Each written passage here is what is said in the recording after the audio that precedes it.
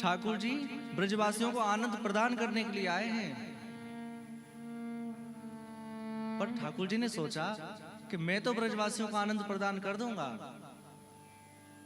पर मुझे कौन आनंद प्रदान करेगा? मुझे भी तो कोई आनंद प्रदान करने वाला होना चाहिए ना। मुझे कौन आनंद देगा?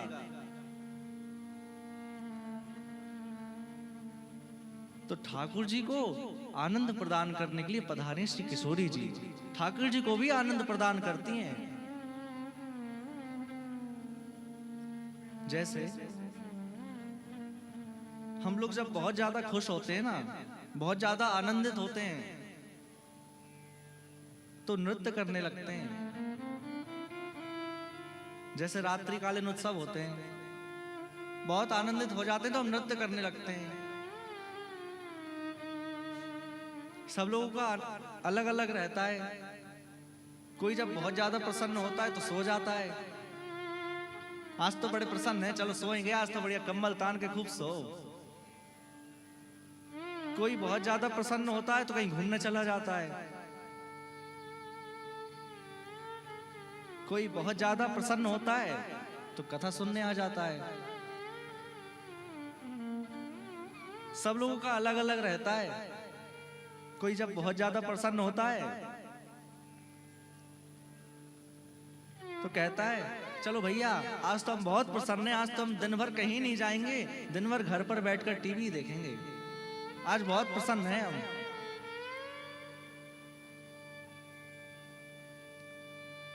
पर ठाकुर जी जब बहुत ज्यादा प्रसन्न होते हैं, बहुत ज्यादा आनंदित होते हैं, तो वो अपनी प्रसन्नता किस रूप में व्यक्त करते हैं? जब ठाकुर जी बहुत ज्यादा प्रसन्न होते हैं ना, तो ठाकुर जी ही अपने देह में से श्री किशोरी जी को प्रकट कर देते हैं, और वही आनंद स्वरूपिणी है श्री किशोरी जी। ठाकुर जी का आनंद ही किशोरी जी हैं। और आज हम लोगों को महाराज की कथा श्रवण करनी है, तो बिना किशोरी जी की कृपा के महाराज में प्रवेश नहीं मिल सकता। किशोरी जी ने कितनों पर कृपा कर दी। देखो, हो सकता है एक समय पर ठाकुर जी हमें स्वीकार ना करें, क्योंकि हम में इतने दोष हैं, हम इतने कुटिल हैं, हम इतने पापी हैं। और ठाकुर जी ने कह रखा है, मोह कपट छल छिद्र न भावा। तो हो सकता है ठाकुर जी स्वीकार ना करें, पर यदि किशोरी जी कह देंगी कि नहीं आपको इसको स्वीकार करना पड़ेगा, तो ठाकुर जी को चाहे कुछ करना पड़े फिर वो आपको स्वीकार कर लेंगे। कितने भक्त हुए हैं ऐसे, अनेक भक्त हुए हैं। तो हम लोग सुन रहे थे ठाकुर जी ब्रजमंडल में अनेक लीलाएं कर रहे हैं। ठाकुर जी ने कहा चलो हम सब गिरिराज जी की पूजन करेंगे, और गोवर्धन नाथ की शरण में आ गए। पूजा करने लगे, भोग लगाने लगे।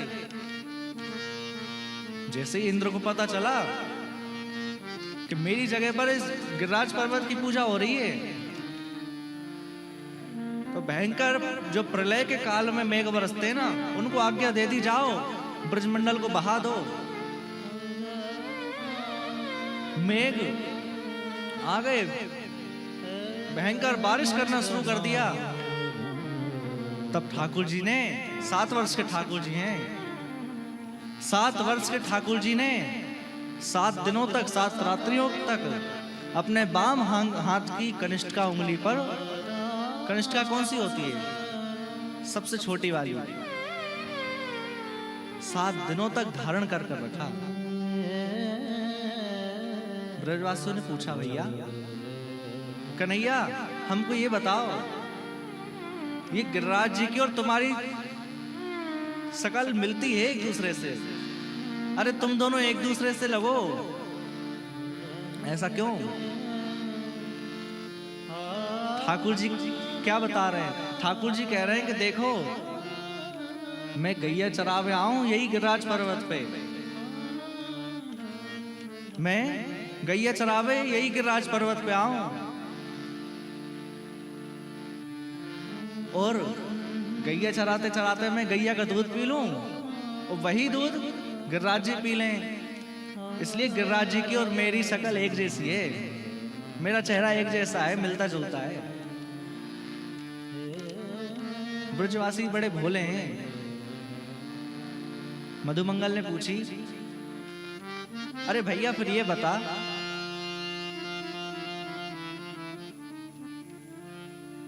कि ठीक है तुमने गाय का दूध पिया, गिरिराज जी ने भी पिया, तो एक जैसी शक्ल हो गई। और वही दूध तो बछड़ा पीता है, फिर बछड़े की और तुम्हारी एक जैसी क्यों नहीं हुई? अरे फिर तो बछड़े की भी तुम्हारी जैसी होनी चाहिए ना, वो भी तो उसी गाय का पीता है। कन्हैया कहने लगे, कितने प्रश्न करे मुंह से। अरे अब तू ये देख मधुमंगल, तूने अपनी मां को दूध पियो और तेरी बहन ने भी पियो, तो एक जैसे दिखो कि नहीं? मधुमंगल कहने लगे, हाँ ये तो सही है, एक जैसे तो दिखते हैं। बोले इसलिए तो गिरिराज जी और मैं एक जैसे दिखते हैं क्योंकि हमने एक ही गाय का दूध पिया है।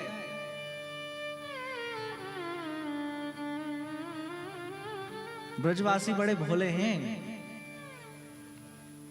और ठाकुर जी को भोले लोग ही पसंद आते हैं। ठाकुर जी को टेढ़े लोग पसंद नहीं आते, ठाकुर जी को चालाक लोग पसंद नहीं आते। यदि ठाकुर जी को प्रसन्न करना है ना, तो आपको सीधा बनना पड़ेगा, आपको भोला बनना पड़ेगा। आप तेज चालाक बनकर इस दुनिया को रिझा सकते हो, इस संसार को रिझा सकते हो।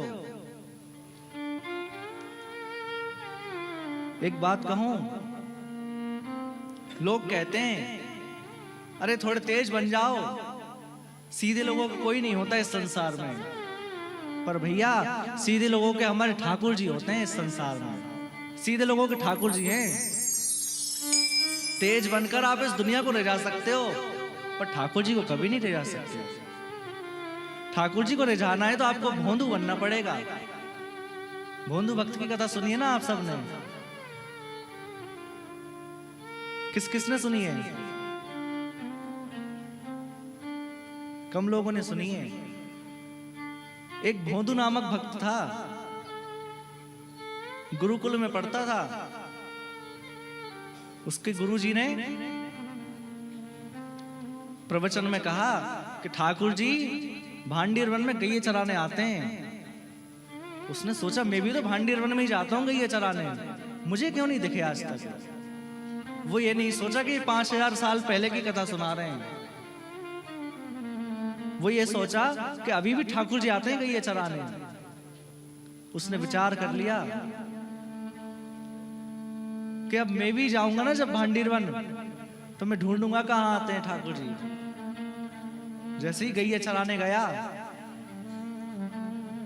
तो देख रहा है कि कहां है ठाकुर जी, कहां आ रहे हैं। जाकर ढूंढने लगा तो क्या देखा कि गायों का झुंड चला आ रहा है। उसमें गायों के झुंड के बीचों बीच एक छोटा सा बालक चल रहा है, सिर पे मोर मुकुट है, हाथ में बंशी है, पीतांबर धारण किए हुए हैं। समझ गया ठाकुर जी ने यही स्वरूप बताया था ठाकुर जी का। हमारे गुरुदेव भगवान ने, गुरु जी ने यही बताया था, यही होंगे। जाकर पकड़ लिया। आप वही हो ना जिसकी कथा हमारे गुरु जी सुनाते हैं? आप वही हो ना? बड़ा सीधा है। उसने कहा हम वही हैं।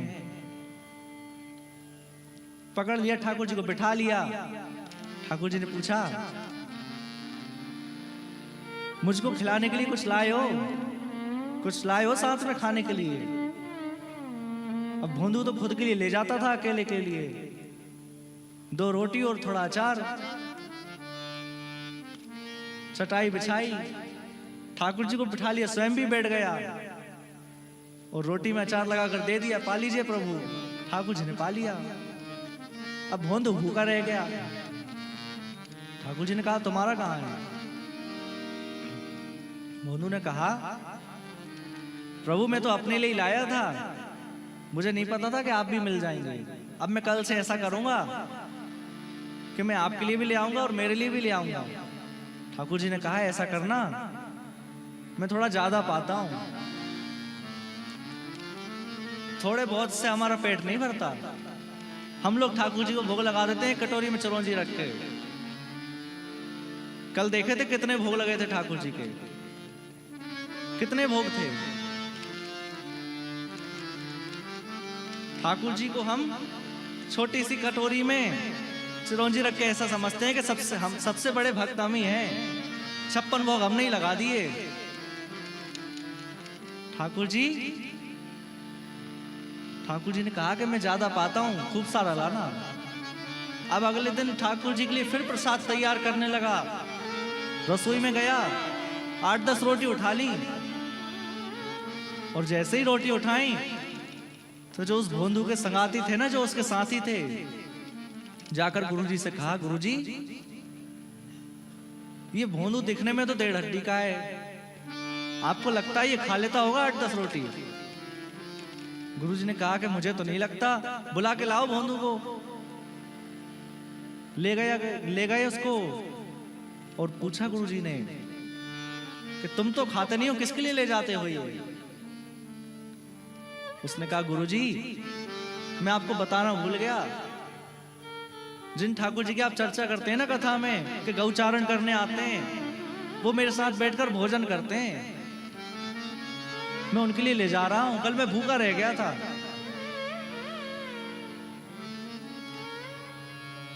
गुरुजी को विश्वास नहीं हुआ। गुरुजी ने कहा अच्छा, अगर सच में भगवान आते हैं ना, सच में ठाकुर जी आते हैं, तो उनसे कहना कि चलो मेरे गुरुजी के पास, मेरे पास ले आना, जब मैं मानूंगा कि आते हैं। आज फिर भोंदू जंगल में आया, भांडीर वन में आकर पुनः ठाकुर जी को आवाज लगाई और पुनः ठाकुर जी पधारे। पहले बैठ के भोजन हुआ, ठाकुर जी अपने हाथ से भोंदू को खिला रहे हैं, भोंदू अपने हाथों से ठाकुर जी को खिला रहा है। और जैसे ही ठाकुर जी उठकर जाने लगे तो भोंदू ने कहा प्रभु आप आज मेरे साथ चलो, गुरुजी ने आपको बुलाया है। गुरुजी ने कहा मैं नहीं जाने वाला। अरे मेरी दोस्ती तुमसे है, तुम्हारे गुरुजी से नहीं है। मैं तुम्हारे पास तो आ सकता हूं, उनके पास नहीं जाऊंगा। भोंदू रूठ गया, वापस लौटने लगा। बोले प्रभु आप मेरे गुरुजी से नहीं मिलोगे ना चल के? गुरुजी ने कहा नहीं मैं नहीं मिलूंगा। भोंदू की आंखों में आंसू हैं, लौटता जा रहा है, पूछ रहा है नहीं मिलोगे आप मेरे गुरुजी से? ठाकुर जी कह रहे हैं मैं नहीं मिलूंगा, क्योंकि मैं तुम्हारा दोस्त हूं, तुम्हारा मित्र हूं।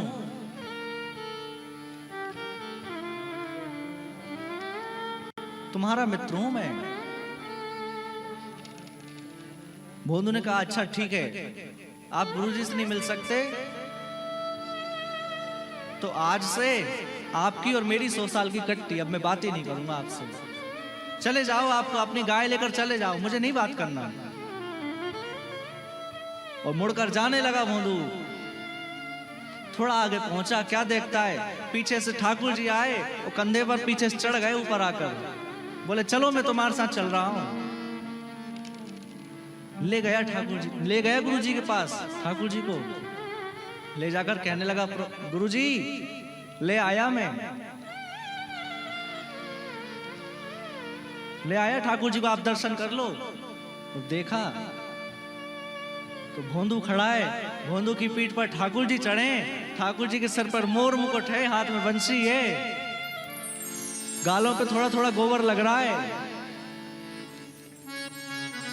वन में गायों के खुर से जो रज उड़ी है वो रज लग रही है माथे पर। बड़े सुंदर दिख रहे हैं ठाकुर जी। दर्शन करके गुरुदेव तो वहीं मूर्छित होकर गिर गए। भैया भगवान को रिझाना है ना तो भोंदू बनना पड़ेगा। तेज बन के नहीं रह जा सकते आप। दुनिया कहती है कि तेज बन जाओ, थोड़ा तेज बन जाओ। अरे तेज बन के दुनिया को थोड़े ले जाना है। अगर दुनिया बनाने वाला रीझ गया तो दुनिया तो वैसे ही रीझ जाएगी। ब्रजवासी बड़े सीधे हैं। ठाकुर जी ने 7 दिनों तक गिरिराज पर्वत उठाया और 7 दिन बाद जब इंद्र को समझ आ गया कि और कोई नहीं, साक्षात भगवान है।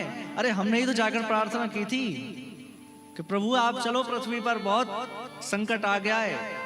देवताओं ने प्रार्थना की थी ना। इंद्र समझ गया, आकर क्षमा मांगिए। भगवान ने क्षमा कर दिया। इसके बाद बड़ी सुंदर सुंदर कथाएं हैं।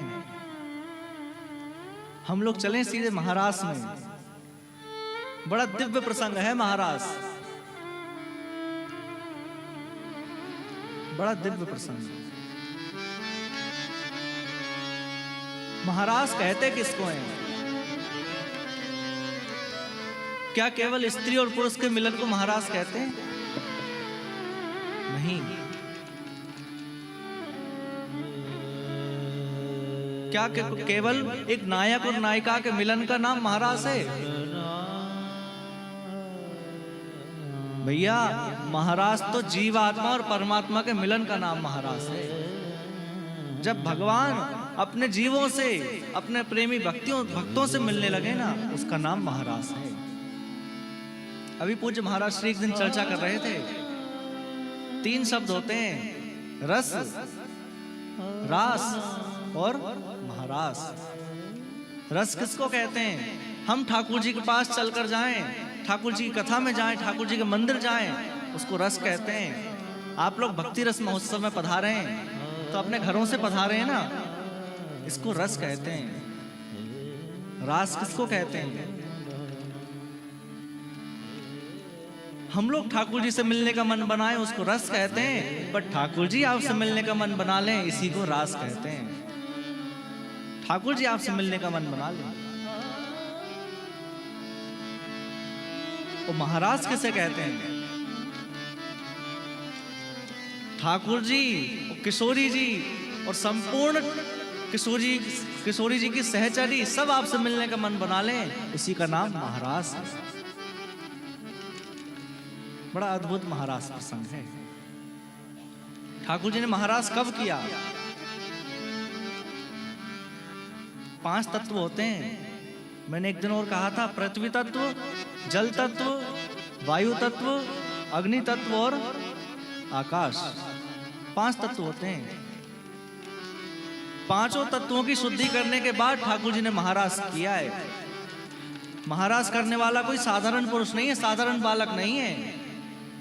ठाकुर जी की कितनी आयु है? जब ठाकुर जी 7 वर्ष के थे तब तो ठाकुर जी ने गिरिराज धारण किए।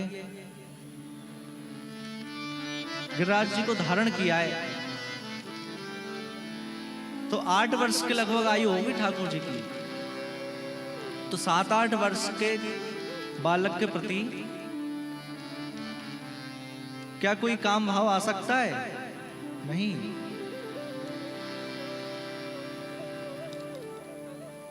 यह साधारण बालक नहीं है। 5 तत्वों को शुद्ध करने के बाद ठाकुर जी ने महाराज किया है। पृथ्वी तत्व को शुद्ध किया है गोवर्धन पर्वत को उठाकर, गोवर्धन लीला से। जल तत्व को शुद्ध किया है काली नाग का मर्दन करके। अग्नि तत्व को शुद्ध किया है दावाग्नि का पान कर कर। आकाश तत्व को शुद्ध किया है ब्रह्मादि इंद्र आदि का मोह भंग कर कर। और वायु तत्व का शुद्ध किए, वायु तत्व की शुद्धि किए तृणाव्रत आदि को मारकर। 5 तत्वों को शुद्ध करने के बाद ठाकुर जी ने महाराज किया है।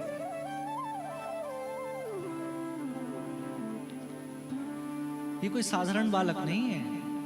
और गोपियां कौन है जिनके साथ महाराज हो रहा है? वे गोपियां कौन है? गोपी का अर्थ होता है गोवी इंद्रियई भक्ति रसम पिबति इति गोपी। गो का अर्थ होता है इंद्रियां और पी का अर्थ होता है पान करना। जो प्रत्येक इंद्रियों से कृष्ण के रस का पान करे वही गोपी है। कोई स्त्री का नाम गोपी नहीं है। भगवान शंकर भी महाराष्ट्र में पधारे तो भगवान शंकर क्या स्त्री हैं? भगवान शंकर गोपी भाव से पधारे।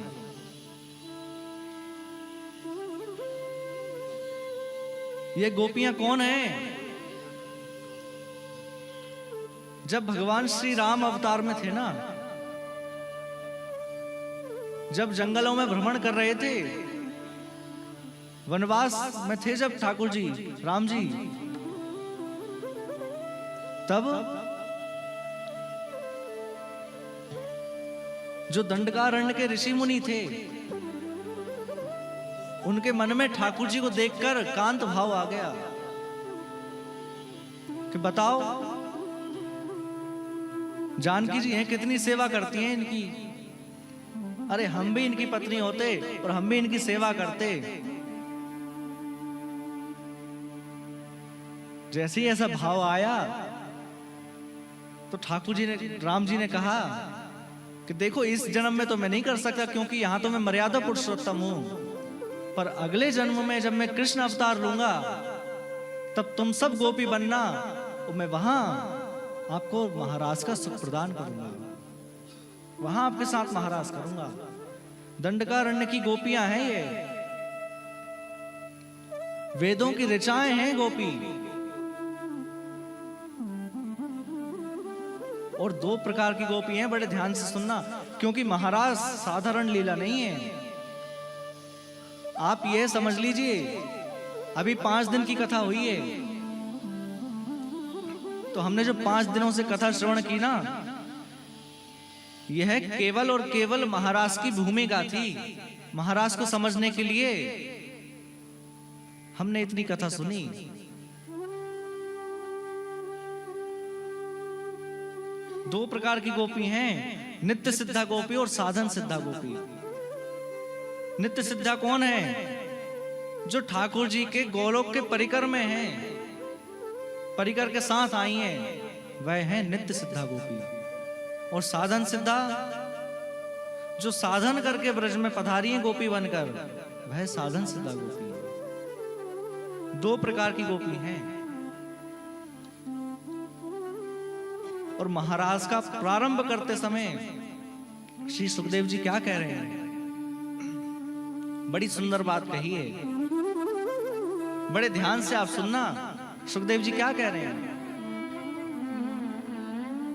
भगवान पिता रात्रि शरदोत फुल्ल मल्लिका वीक्षणन्तुं मनश्चक्रे योग माया उपस्थिता। भगवान पिता रात्रि, शुरुआत कहां से की है? भगवान। सुखदेव जी ने आज तक भगवान शब्द संबोधित नहीं किया। ठाकुर जी ने इतनी लीलाएं कर दी, गोवर्धन पर्वत उठा दिया, पूतना को मार दिया, कितने काम कर दिए, पर आज तक भगवान नहीं कहा। सुखदेव जी यहां संबोधित कर रहा है भगवान अपिता रात्रि, वह भगवान है। लोग कहते हैं ठाकुर जी ने इतने विवाह किए, हम क्यों नहीं कर सकते? कई लोग कहते हैं अरे ठाकुर जी ने 16,108 विवाह किए, हम 2-4 कर लें, क्या दिक्कत है? अरे खूब कर लो, पहले एक को तो संभाल लो, फिर 2-4 कर लेना। और हम भगवान के बराबरी तो करते हैं, पर छोटे से कन्हैया ने पूतना को मार दिया, जहर पी लिया। एक आध सेल्फास की गोली खाकर देख लो, बच जाओ तो आगे की लीला कर लेना। अरे ठाकुर जी ने गिरिराज पर्वत उठाए, 25-50 किलो का पत्थर उठाकर देख लो। छोड़ो कनिष्ठ का उंगली पर मत उठाओ, पूरे हाथ में उठाकर देख लो, फिर आगे की लीला कर लेना। हम बराबरी तो करते हैं, पर बराबरी करना है तो फिर सारी लीलाओं में करना चाहिए। वह ठाकुर जी हैं, वह भगवान हैं,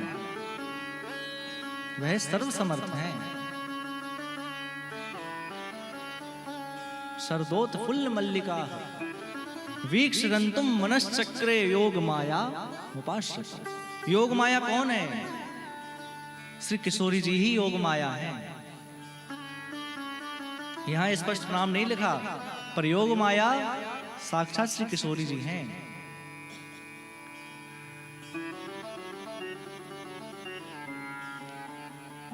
और महाराष्ट्र में प्रवेश करना है ना, तो किशोरी जी की कृपा अत्यंत आवश्यक है। किशोरी जी से प्रार्थना करें कि हे किशोरी जी, आप ऐसी कृपा करो कि हमें महाराष्ट्र में प्रवेश मिल जाए।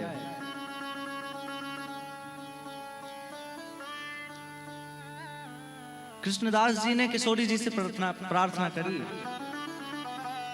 कौन है कृष्णदास?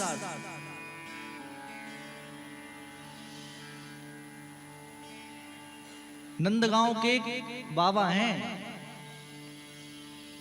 कहीं सुना है प्रवचन में जाकर कि किसी नियम को यदि हम 12 वर्ष तक लगातार करें तो 13वें वर्ष के पहले दिन हम जिस भी ब्रह्म को चाहें, जिस देवता को चाहें, अपने सामने प्रकट कर सकते हैं। पर वो नियम कोई सदनियम होना चाहिए कि हम नित्य माला करेंगे, नित्य भगवान की सेवा करेंगे। नियम सदनियम होना चाहिए। सुना है बाबा कहीं नंद महल के पास रहते हैं, नियम ले लिया, नित्य प्रति में अपने हाथों से माला बनाऊंगा और ले जाकर ठाकुर जी को चढ़ाऊंगा। माला बनाने लगे, गए मंदिर में जाकर ठाकुर जी को माला चढ़ाई और कहने लगे, भगवान लाला, मैं माला तो पहना रहा हूं, पर किस लिए? कि जैसे ही 12 वर्ष पूर्ण हो और 13 वर्ष के पहले दिन मैं आपको माला पहनाने यहां नहीं आऊंगा, आप मेरे कुटिया में आ जाइए माला पहनने। बस इतनी सी इच्छा है। दौड़ते हुए जाते हैं, कहते हैं लाला 2 वर्ष बीत गए, केवल 10 वर्ष बचे। न सर्दी देखते हैं, न गर्मी देखते हैं, न बारिश देखते हैं, दौड़ते हुए जाते हैं। लाला अब तो 6 वर्ष बीत गए, लाला अब तो 10 वर्ष बीत गए। दौड़ते हुए जाते हैं, लाला अब तो केवल 1 ही वर्ष रह गए। अरे लाला अब तो केवल 2 ही महीना रह गए। माला पहनाते हैं जाकर अपने हाथों से।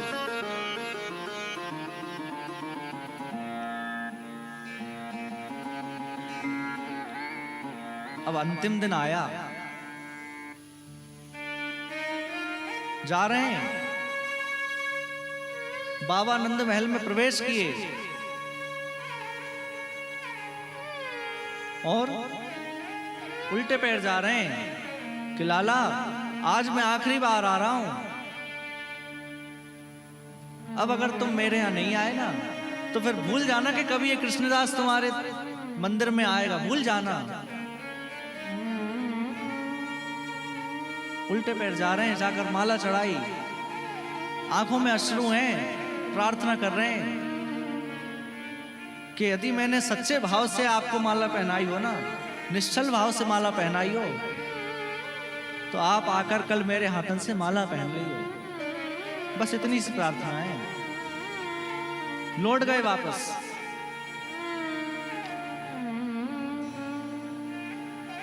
तेरहवें वर्ष का पहला दिन लगा। सुबह से ठाकुर जी का इंतजार कर रहे हैं, प्रतीक्षा में हैं 56 भोग बना लिए, गायों के लिए बछड़ों के लिए भी सामग्री तैयार कर ली कि हो सकता है ठाकुर जी गाय चराते चराते आ जाएं, गोप ग्वालों के संग आ जाएं, सबके लिए भोग बना लिया।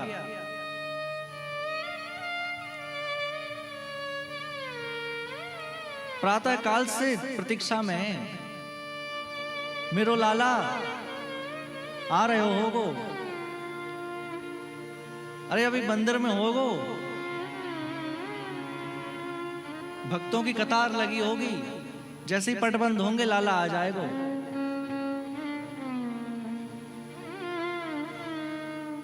सूर्य को देख रहे हैं,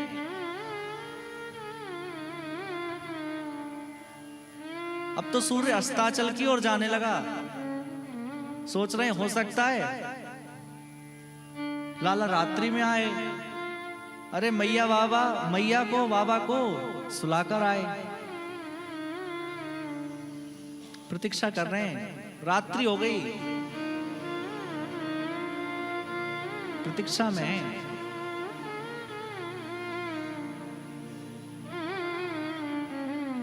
लाला आ रहे हो। सुबह से प्रतीक्षा कर रहे हैं, रात्रि हो गई, लाला नहीं आए। पूरा 56 भोग उठाया, पोटली में बांधा और बांधकर कहने लगे अब मैं यहां रहूंगा ही नहीं। अरे छलिया, ये छलिया जो है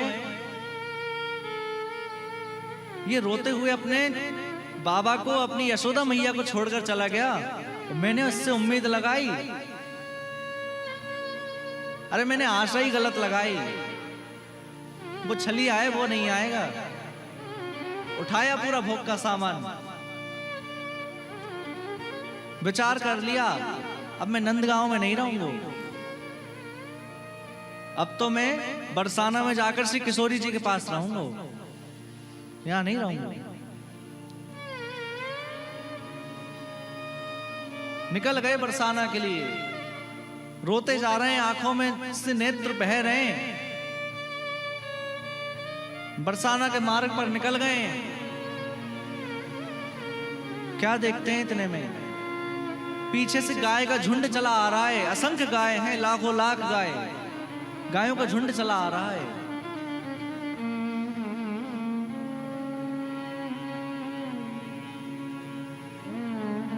और जैसे ही गाय का झुंड आया एक तरफ हो गए।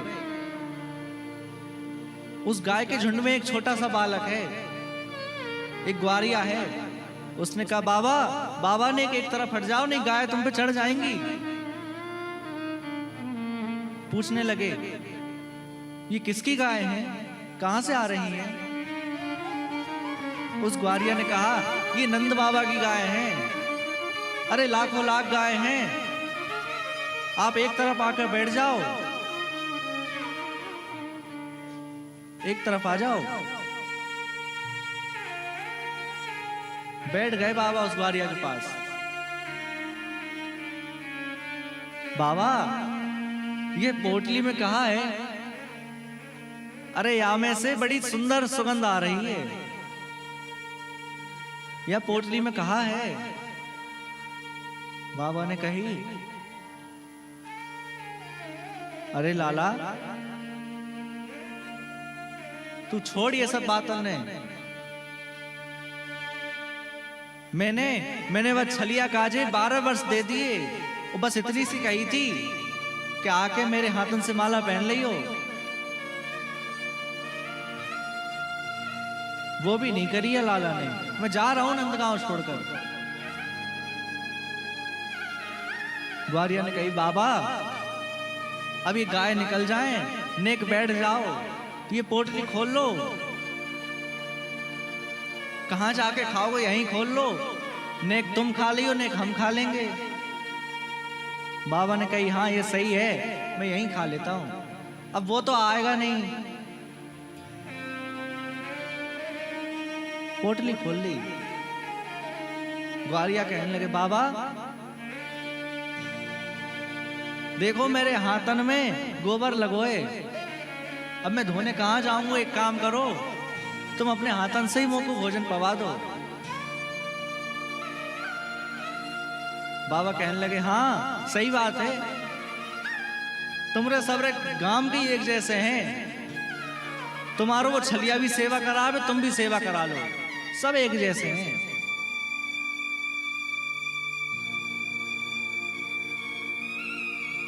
बाबा ने अपने हाथ से कोर बनाए और ग्वारिया के मुख में पवान लगे। जैसे ही एक दो कोर पवाए, बाबा ने देखा ग्वारिया के आंखों में से नेत्रों में से अश्रु बह रहे हैं। बाबा पूछने लगे, अरे लाला रो काहे को रहे हो? ग्वारिया कहने लगे, बाबा आज तुमने माला ना धराई मुंह को, आज माला नहीं पहनाई तुमने, इतना ही कहा। बाबा ने कहा, कौन हो तुम? ग्वारिया खड़े हो गए और ग्वारिया का रूप तो चला गया, साक्षात श्री कृष्ण चंद्र भगवान, साक्षात श्री ठाकुर जी खड़े हो गए। सिर पे तन पे पीतांबर है, सिर पे मोर मुकुट है, हाथ में बंसी है, प्रकट हो गए। बाबा आज तुमने माला ना धराई मुंह को। अरे नित्य प्रति 12 वर्षों से मुझको ऐसा लगे कि मान लो मेरे गले में आकर स्वयं कृष्णदास मेरे गले में बैठे हैं। मुझे ये नहीं लगता था कि ये माला है, मुझे लगता था स्वयं कृष्णदास मेरे गले में है। आज माला ना धराई, मुझको खाली खाली लग रहा है, बाबा माला पहना दो। कृष्णदास कह रहे हैं, अब मुझसे बात मत करे, अब मैं जा रहा हूं, मुझको ना पहनानो माला, मैं तो जा रहा हूं, अब किशोरी जी के पास जाकर रहूंगा। अरे मैंने किशोरी जी के पास जाने की सोची, इतने में यार ठाकुर पीछे पीछे दौड़ रहा हुआ है, तो जब किशोरी जी के पास जाकर रहने लगूंगा तो ये ठाकुर तो मेरे पास ही रहेगा। किशोरी जी के पास जा रहे हैं, दौड़ रहे हैं। कन्हैया कह रहे हैं, बाबा नेक मेरी सुन तो। अरे बाबा मेरी मैया ने रोक लाओ तो मोए, अरे बाबा नेक मेरी सुन ले। बाबा कह रहे हैं, कुछ नहीं सुनूंगा मैं, अब जो कुछ सुनाना है वहां किशोरी जी के महल में आके, वहां किशोरी जी के सामने आके जो कुछ कहना है वहां कहना, अब मैं कुछ नहीं सुनूंगा। पहुंच गए महल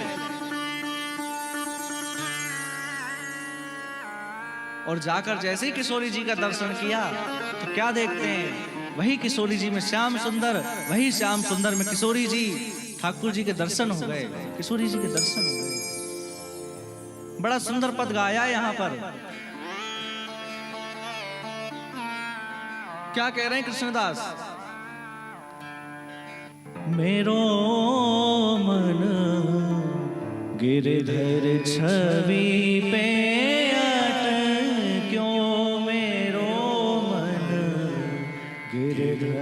छवि पे,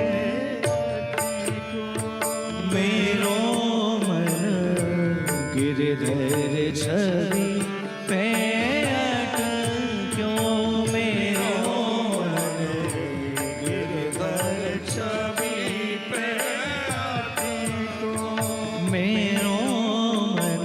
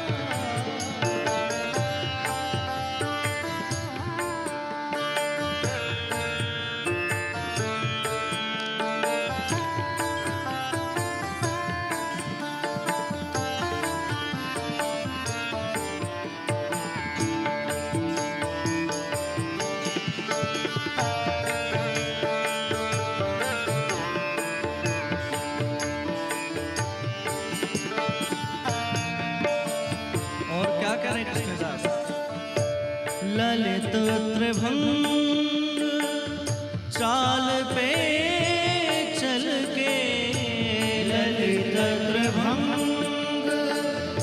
चाल पे चल के, ललित त्रिभंग चाल पे चल के, ललित त्रिभंग चाल पे और चिबुक चारों घड़घट क्यों हो, चुमक जाला मेरो मन गिरधर छवि पे अटक्यो, मेरो मन गिरधर छवि हो, मेरो मन गिरधर छवि पे अटक्यो, मेरो मन गिरधर छवि और क्या कह रहे हैं, सजल श्याम घन वरण लीन है, सजल श्याम घन बरनानी सजल श्याम घन वरण लीन है, सजल श्याम घन बरनानी और फिर चित अनंत न भट क्यों हो,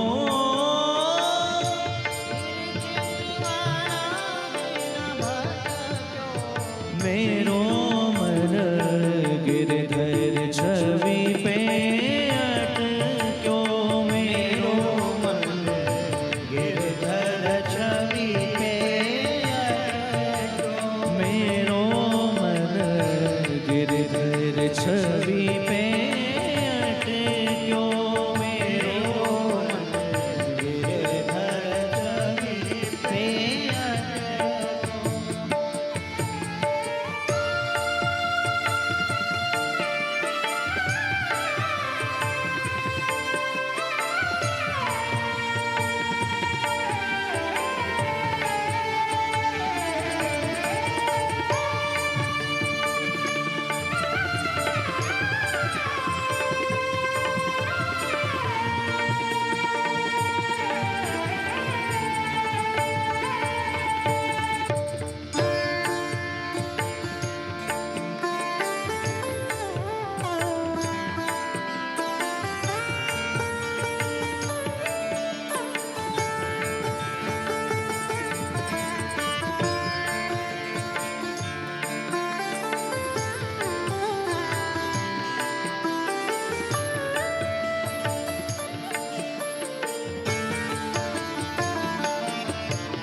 और क्या कह रहे हैं कृष्णदास, बड़ी सुंदर पंक्ति, कृष्णदास किए प्राण न्योछावर, कृष्णदास की प्राण नौछावर कृष्णदास किए प्राण न्योछावर, कृष्णदास की प्राण नौछावर और यह तन जग सिरपट क्यों हो,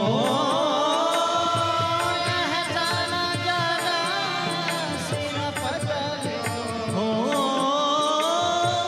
यह तन जग सिरपट क्यों, मेरो मन गिरधर छवि पे अटक्यो, मेरो गिरधर छवि पे हो, मेरो मन गिरधर छवि पे अटक्यो, मेरो गिरधर छवि पे गिरधर छवि पे